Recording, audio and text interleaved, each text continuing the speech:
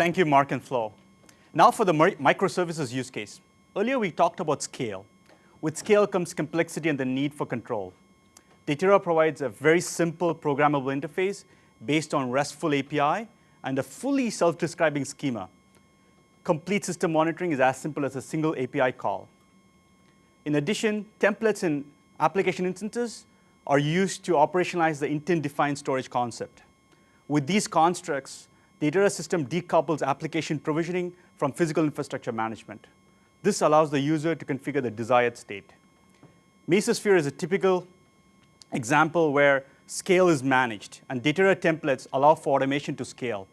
Datera accelerates multi-user, multi-application, and multi-tenant environments by providing not only resource segmentation, but also network segmentation through IP pools. Bill, can you walk us through a Mesosphere DCOS deployment and storage provisioning and walk us through the API integration with it? Sure, happy to. Thank you, Ashok. So here we have our Datera user interface again. What I'm going to do is jump over to the Mesosphere DCOS. The DCOS component of Mesosphere manages the physical infrastructure. For managing long-running containers, you want to use the Marathon service. So I'm going to transition to the services page and launch the Marathon user interface. So the way we can provision storage with the Datera is using the Create Application button. I'm going to jump to what they call the JSON mode and put in a predefined set of commands just to save some typing. If we look at the various questions that are asked here, they want to know the name, the ID, what the system resources look like, and we can configure the environmental variables. You mentioned the Datera templates. These are critical to what makes Datera different from other storage systems. And here you can see we're specifying a template called the dev container. So I'm going to go ahead and create this application.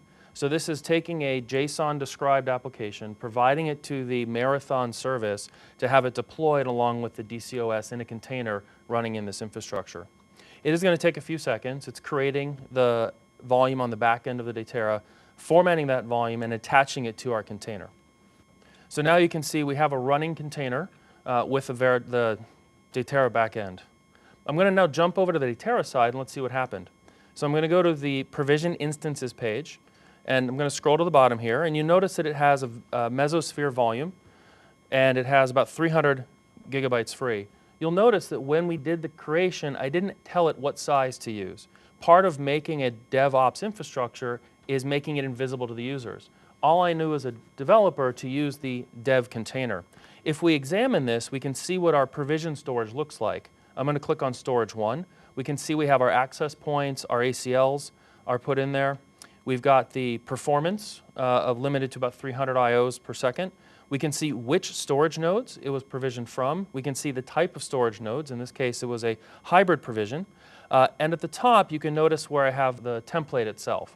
And this lists the other instances that are provisioned within the infrastructure based on that same template.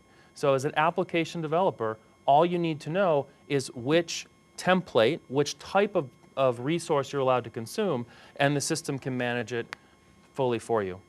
Thank you.